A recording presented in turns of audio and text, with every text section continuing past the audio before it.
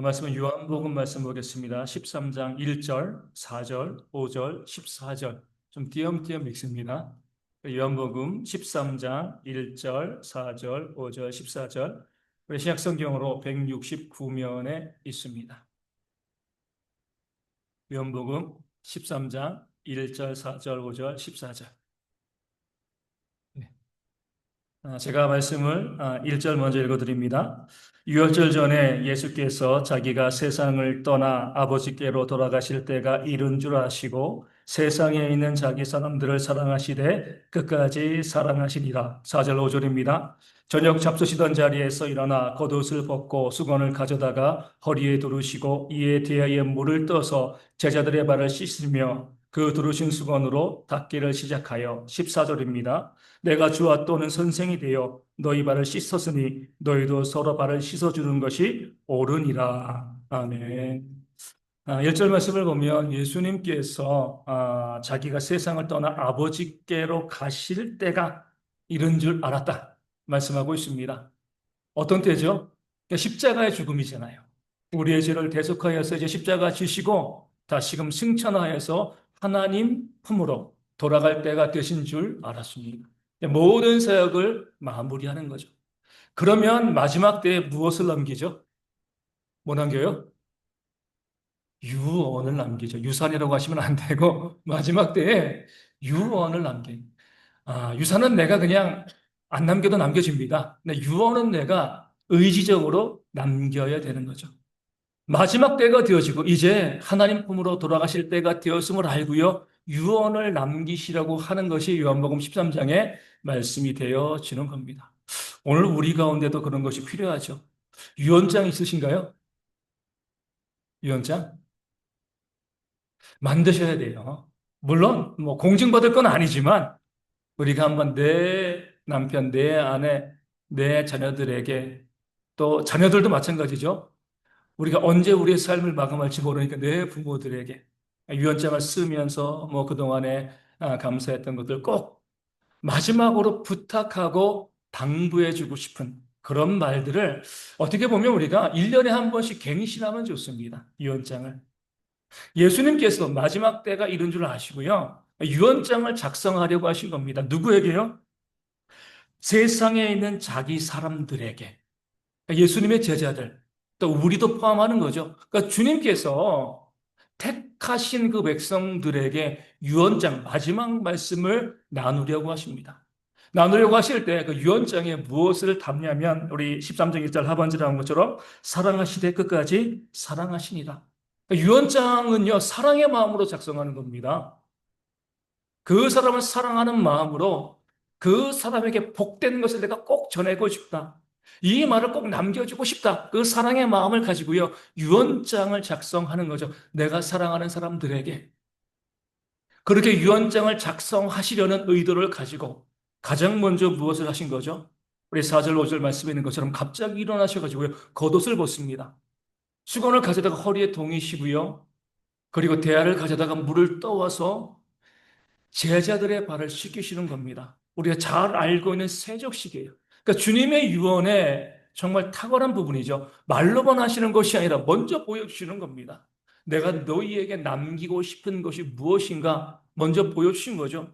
주님께서 그 대에 물을 담아다가 자신의 제자들의 발을 씻어 주시는 겁니다. 그 당시 누가 누구의 발을 씻었죠? 종들이 노예가 그 주인의 발을 씻어주는 겁니다. 그러니까 주인이 종들의 발을 씻어주는 경우는요, 그 사회의 상식을 뒤집어 버리는 거죠. 그런 예가 없어요. 당연히 주인은 발 내밀고 종들이 물을 떠다가 허리에 수건을 동이고요. 그 주인의 스승의 발을 씻어주는 것, 높은 사람의 발을 씻어주는 것이 합당한 거예요. 주님께서는 자신이 허리에 수건을 동이시고요. 제자들의 발을 씻어 주셨습니다. 주님은 그냥 주님이 아니시잖아요. 단순히 그 제자들의 스승만이 아니라 창조주이고 심판자, 전능하신 하나님이시고 그 제자들은요, 죄인된 인간입니다. 하나님께서 직접 인간들의 발을 씻어 주신 겁니다. 신이 사람들의 발을 씻어 주신 거죠. 말도 안 되는 세상에서는요, 도무지 벌어질 수 없는 그런 일들이 지금 벌어지고 있는 겁니다. 단순히 우리가 세족식 이렇게 바라보는 것이 아니라 이것은요, 뭐 이렇게 표현하면 조금 그럴지 모르지만 발을 씻어주는 것 자체가 뭐예요? 그 당시 사회에서 혁명적인 일입니다. 사회를 뒤집는 일이 되어 지는. 그리고 난 다음에 주님께서 14절 유언을 남기신 거죠. 뭐라고 말씀하신 거죠?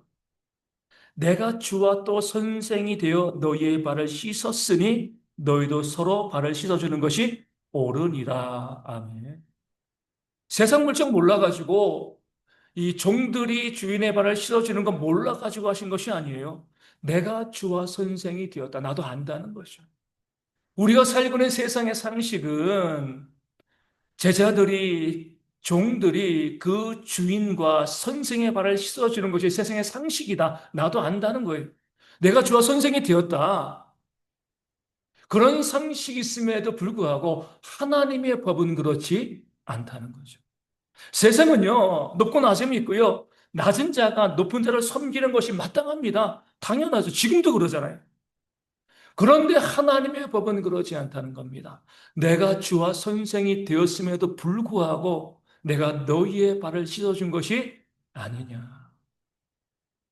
너희가 구원받은 백성이라고 하면 그 세상의 상식을 따르면 안 된다는 거예요. 왜 세상의 상식이 위험하죠? 죄악에서부터 나왔기 때문에 그렇습니다. 죄된 세상이기 때문에 그래요. 우리가 너무나 당연하게 여기고, 아, 그래, 그렇게 살아왔어라고 우리가 누리고 이야기하고 있는 모든 것들이 과연 올바른 것인가 한번 생각해 보라는 겁니다. 하나님의 법은 그렇지 않다는 거예요. 내가 주와 선생이 되었어도 너희의 발을 씻겨주지 아니하였느냐? 이게 바로 하나님의 법. 택함 받은 자들의 삶의 모습이다. 주님께서 보여주시고 알려주신 거죠. 그리고 말씀하십니다. 너희도 서로의 발을 씻어주는 것이 옳다. 너희가 누구예요? 제자들이죠. 이 제자들이 뭐 했습니까? 이전에 싸웠어요. 누가 더 높냐? 지금 제자들은요, 자기들끼리 비슷한 사람들끼리 내가 더 높아, 내가 더 많이 배웠어, 내가 재산이 더 많아, 내가 더 잘생겨서 키가 더 커. 이런 거 가지고 지금 제자들이 싸우고 있었던 거거든. 이게 바로 세상이지 않습니까? 우리는요, 자꾸 비교하려고 해요. 왜 비교해요? 나를 높이고 남을 낮추기 위해서. 여러분들, 우리가 정말 조심해야 될 것이 있습니다. 뭐예요? 자랑하는 거. 악한 겁니다, 자랑하는 거. 당연히 나 자랑하고요, 내 가정 자랑하고 하지만 하나님 보시기에 자랑하는 것은요, 악한 거.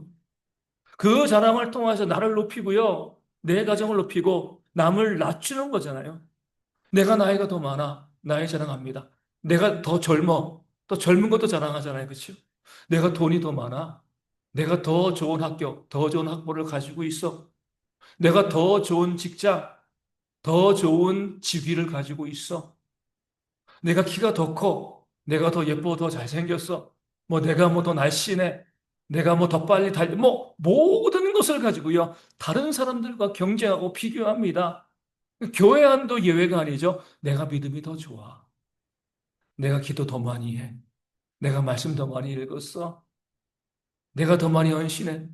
우린 자꾸 다른 사람과 계속 비교하는 거예요. 내가 더 낫다, 내가 더 낫다. 그런 너희에게 주님께서 먼저 그들의 발을 씻겨주시고요. 너희가 뭐예요? 서로의 발을 씻겨주는 것이 옳다.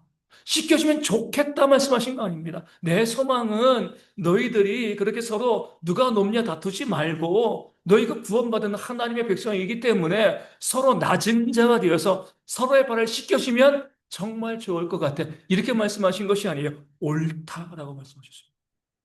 옳다는 것은요, 심판이 있다는 거예요, 심판. 옳고 그러면요, 정죄와 심판이 있다는 겁니다. 좋겠어? 아니야. 이게 아니에요. 그대로 행하지 아니하면 하나님의 심판이 있다는 겁니다. 너희가 서로의 발을 씻겨주는 것이 옳다. 그렇지 아니면 뭐예요? 내가 너희를 심판하겠다는 겁니다. 너희가 서로 누가 높냐 다투거나 싸우지 말고 서로의 발을 씻겨준다는 건 뭐예요?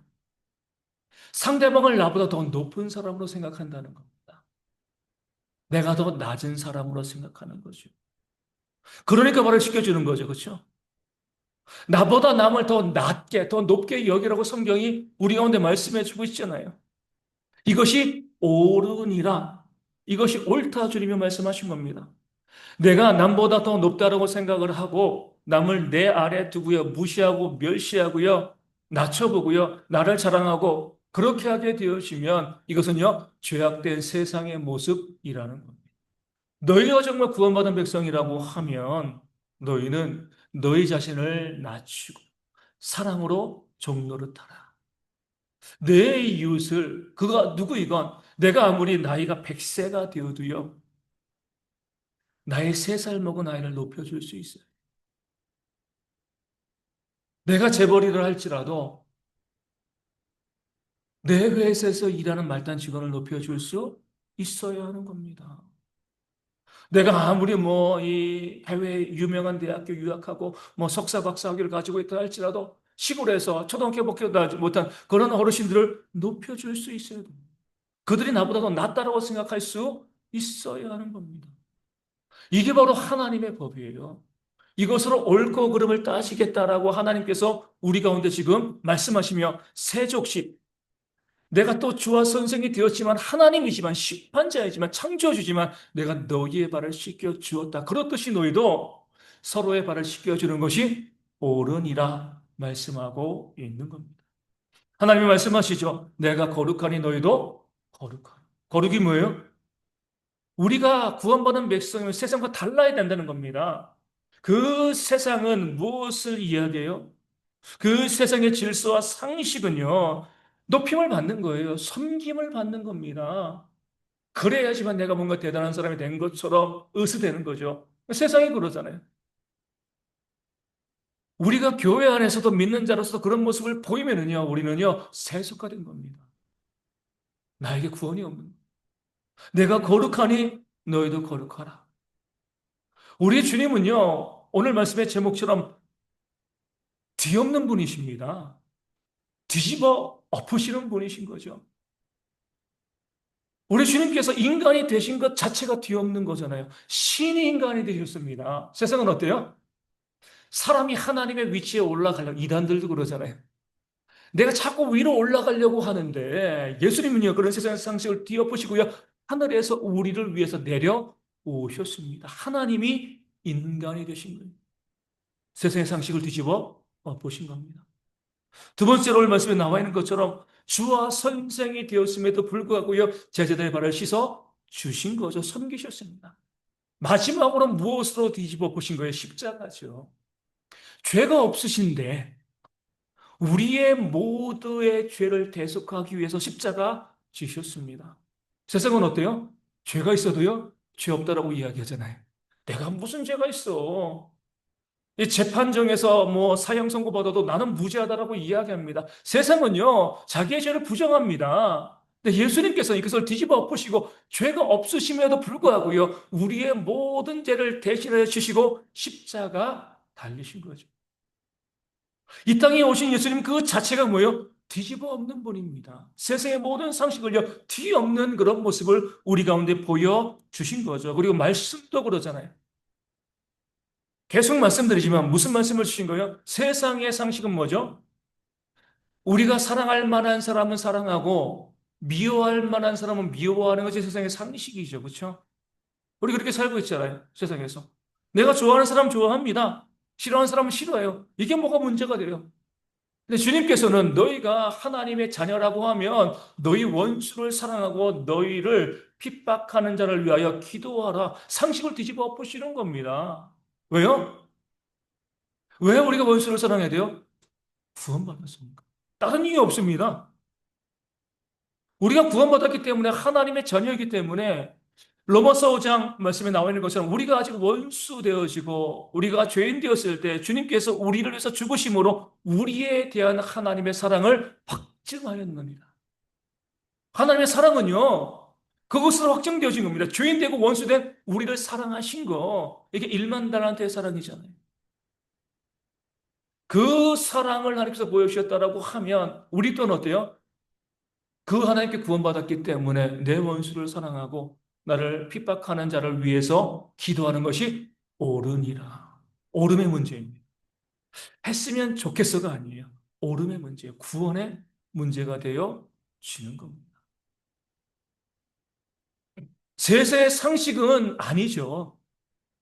하지만 하나님은 그렇지 않아요. 내 법은 그렇지 않아. 내가 거룩하니 너희도 거룩하라. 내가 너희를 사랑한 것처럼, 원수된 너희를 사랑한 것처럼 너희도 원수를 사랑하라. 이것이 내 법이다. 물질도 마찬가지죠. 세상은 뭐예요? 움켜쥐고요. 끌어모으는 것이 세상의 상식이잖아요. 근데 성경은 무엇을 말씀하죠? 흩어 구제하라. 흩어 구제하라는 것은 이제 따지지 말고 구제하라는 거예요. 내가 누군가를 도와줬을 때, 그 사람이 이것을 제대로 쓸까? 그 계산하지 말라는 겁니다. 그렇게 계산하면 도와줄 수가 없는 거예요. 비록 내가 누군가를 도와주었을 때 그 사람이 이것을 가지고요, 다른 일에 쓴다 할지라도 내가 도와줄 수 있으면 뭐 하는 거예요? 그를 도와주는 것이 헛되고자 하는 겁니다. 세상은 그렇게 살면 바보라고 이야기하죠. 왜 네가 그렇게 땀 흘려서 수고해서 번 돈 가지고 저런 사람들을 도와줘? 미련한 거다, 멍청한 거다라고 이야기하지만 하나님의 법은 그렇지 않습니다. 세상의 법을 뒤엎는 거예요. 흩어보지하라. 그럼 더욱 너희가 부하게 되어질 것이다. 말씀하고 있는 겁니다. 예수님은요, 이 땅에 오신 것 자체로, 그 보여주신 모습으로, 말씀 자체로요, 세상의 모든 질서와 상식을 뒤집어 엎으셨습니다. 내가 거룩하니 뭐예요? 너희도 그렇게 하라는 거예요. 그 세상을 따르지 말라는 거죠. 그러기에 사도 바울은요, 로마서 12장에 무엇이라고 말씀합니까? 너희는 이 세대를 본받지 말라. 그리고 실제로 자기가 보여줬죠. 뭐라고 이야기해요? 말씀해요? 세상에 유익한 모든 것을 내가 배설물로 여기고 내가 그리스도를 얻었다라고 말씀하고 있습니다. 사도 바울도 알고 있다는 거예요. 돈이 얼마나 유익한지. 그 권력이 얼마나 유익한지 나도 알아. 하지만 이 모든 것을 내가 다 내어 버릴 수 있는 그 세상의 상식을 버릴 수 있는 이유는 그로 인해서 내가 예수님을 얻을 수 있기 때문에. 많은 유대인들은요, 사도 바울을요, 어리석고 미련하다라고 이야기했을 겁니다. 야, 네 아버지 부자인데 왜 유산 포기해?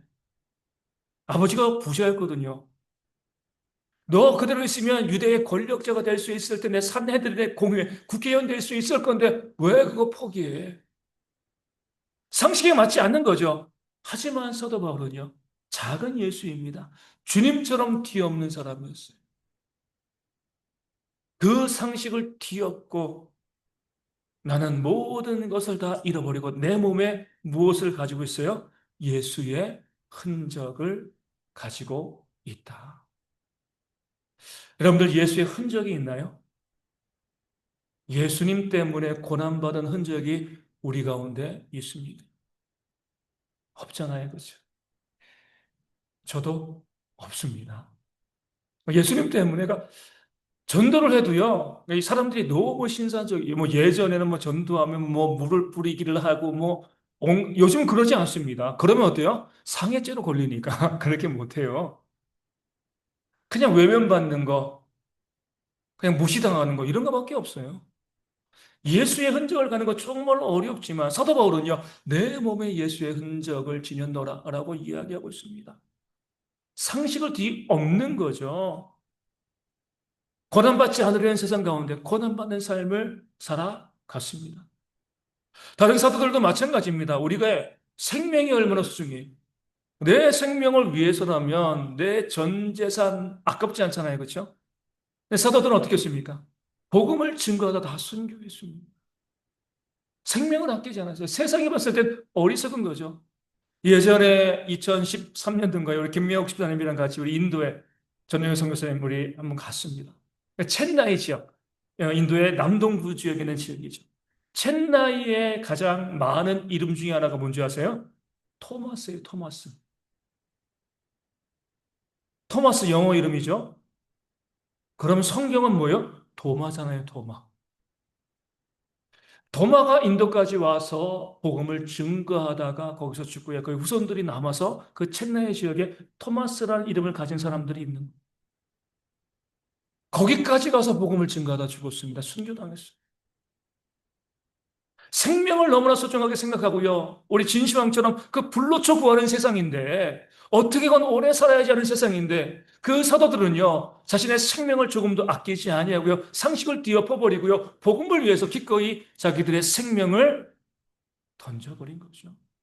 이게 바로 우리가 너희도 거룩하라 말씀하신 것, 너희가 서로 말을 씻겨주라 말씀하신 동일한 원리가 되어지는 거죠.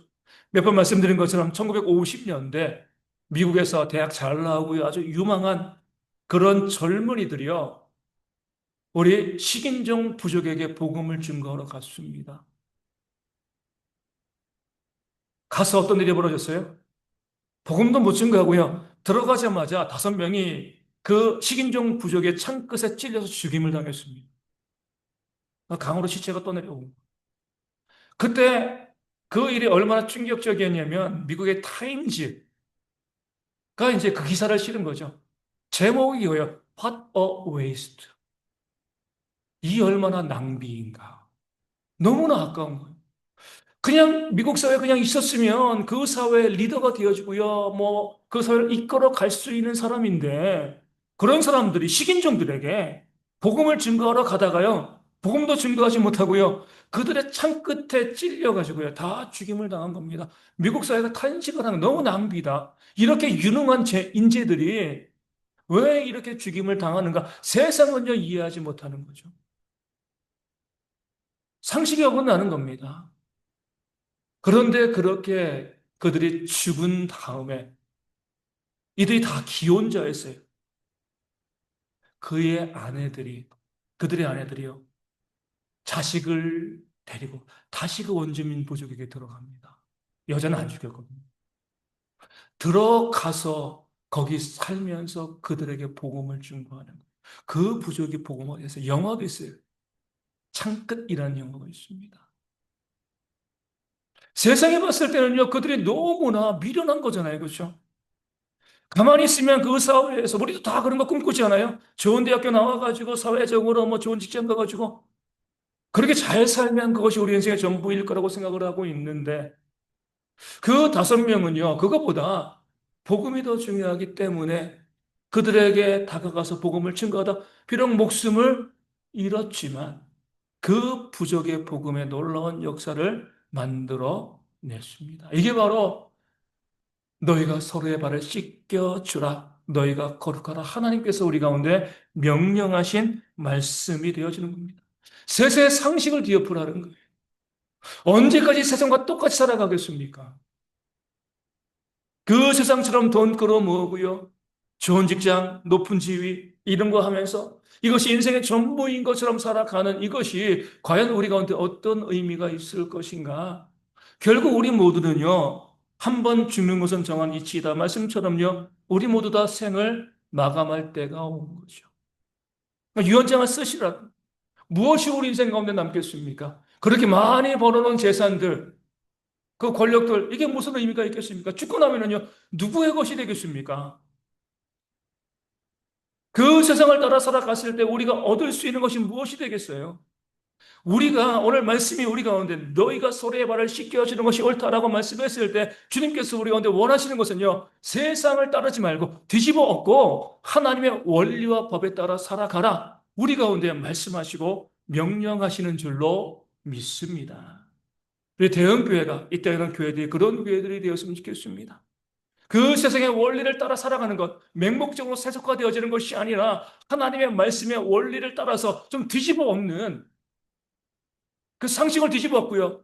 그런 잘못된 질서를 뒤집어 엎는 그런 모습들이 우리 가운데 있을 때 우리 교회를 통해서 하나님의 놀라운 역사가 이 땅 가운데 보여지게 되어질 줄로 믿습니다.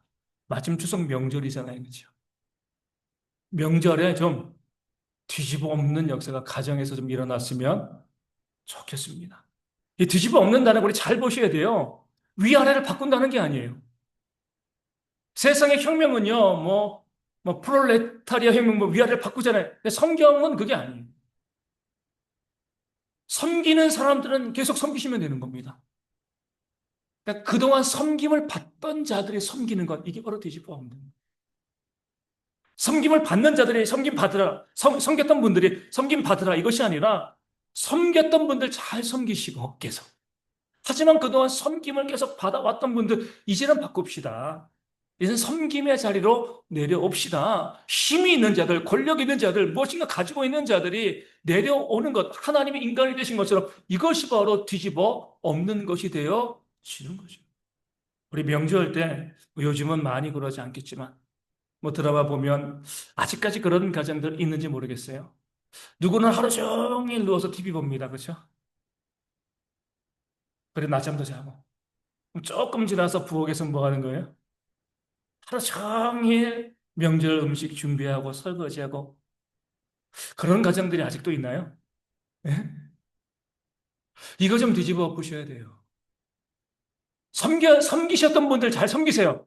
아, 이제 목사님 말씀 듣고 나 하네. 이게 아니라 섬기신 분들은 잘 섬기시고요.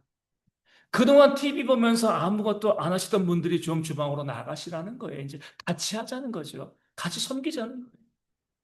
난 요리를 못하는데 저도 요리 못해요. 맛을 낼 줄 몰라요. 뭘 할 수 있어요? 장봐볼 수 있잖아요. 심부름할 수 있잖아요. 그렇죠? 그리고 뭐 야채 씻고 전 뒤집는 거 할 수 있습니다. 물론 태울 수도 있겠지만 어찌됐건 할 수 있어요. 내가 하다가 뭐 전이 타고 그릇이 깨지고 그런 것이요. 안 하는 것보다는요. 100배는 나은 거예요. 섬김을 받던 분들이 우리 믿는 자들이 좀 우리 가정을 섬기는 그런 모습들이 설거지도 하고요. 음식도 준비해 나가면서 아무것도 못하면 뭐 하면 되는 거예요? 밖에 나가서 커피라도 사보세요. 그렇죠? 그 수고하고 있습니다. 옆에서 그냥 주방 좁아도 보면서 내가 뭐 할 일 없을까? 그 적극적으로 내가 섬기려는 그런 마음을 갖는 것. 서로의 발을 씻겨주는 것이 뭐예요? 옳으니라. 여러분들 이거 옳음의 문제입니다. 옳음의 문제. 그렇죠? 하면 좋고 안 하면 이게 아니라 옳음의 문제예요. 누워있는 건 누구라도 편해요. 같이 하고 같이 쉬면 되는 거잖아요. 그렇죠? 누구는 쉬기만 하고 누구는 일하기만 하고 누구는 성경을 받기만 하고 누구는 섬기기만 하고 이거는 그냥 하나님의 원리가 아닙니다. 세상은 그럴지라도 교회는 그러시면 이번 명절에 좀 뒤집어 엎으셔야 됩니다. 엎으시면 좋겠습니다가 아니라 하나님의 명령인 거죠. 그리고 또 뭘 뒤집어 엎어야 돼요? 용돈. 그렇죠. 용돈. 우리 들으시는 분들 있잖아요. 그렇죠? 계속 잘 들으세요. 안 들으시면 안 돼요. 그렇죠? 계속 잘 들으세요. 마음과 사랑을 담아서. 근데 이제는 받는 분들도 좀 바뀌어야 돼요. 내가 받는 입장, 내 자녀들이 나에게 용돈을 준다. 감사하죠. 감사하게 잘 받으셔야 돼요. 그런데 이제는 받는 분들도 뭐예요? 용돈을 주는 자녀들에게 작은 선물 준비해 주시면 좋겠습니다. 고맙다. 감사하다. 부모로서 물론 받는 게 당연하죠. 그동안 키워줬으니까. 하지만 부모임에도 그 자녀들에게 무엇인가 감사의 마음을, 뭐, 돈을 주고 돈을 받는 것, 이것 좀 그러잖아요. 그죠? 그러니까 작은 선물을 준비해서 그 자녀들에게 줄 수 있어요. 뭐, 제가 이제 결혼 전에는 잘 몰랐지만, 결혼 후에, 아, 이건 참 좋다라고 하는 것은요, 이제 저희 아버지 1월 달에 돌아가셨잖아요. 돌아가셨는데, 저희 아버지가 명절만 되면, 저희 아버지는 약간 좀 여성 중심자인 것 같아요. 우리 다 세배를 하잖아요. 아들 사위에게는 세뱃돈 안 주셔요. 며느리 딸에게 줍니다. 며느리 딸. 그러니까 이제 용돈을 부모님도 이제 저희 자녀들 장성해서 이제 용돈을 드리는데 저희 아버지는 꼭 며느리들에게 딸에게 많지는 않지만 그 용돈을 주시더라고요. 저는 그게 너무 뭐제 집사람이고 받아가지고 저 뭐 사주는 건 아니지만 어찌되었건 아, 나이가 들어서도 부모님이 나에게 무엇인가 자그마한 것이라도 주는 것이 너무나 좋더라고요. 너무 감사해요.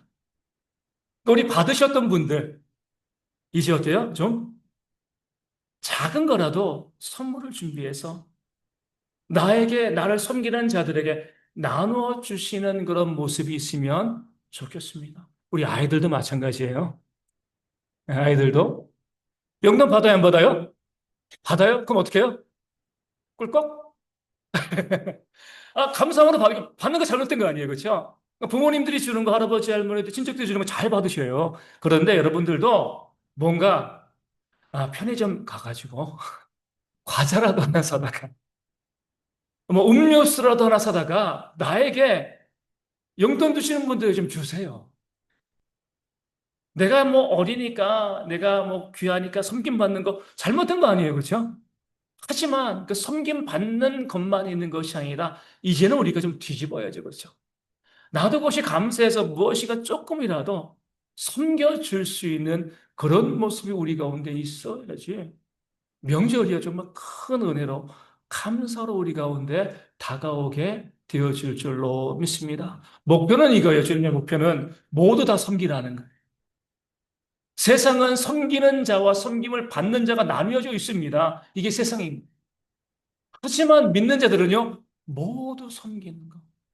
서로 섬기는 것, 서로 사랑으로 정로로 타는 것, 섬김을 받으려 하지 말고요. 내가 무엇으로 섬길 수 있을까? 바라보시면서 섬기는 명절이 되어서 우리 모든 가정이 정말 은혜와 기쁨으로 채워지는 그런 명절 되어지고요. 그런 우리의 모습을 보면 믿지 않은 자들이 어때요?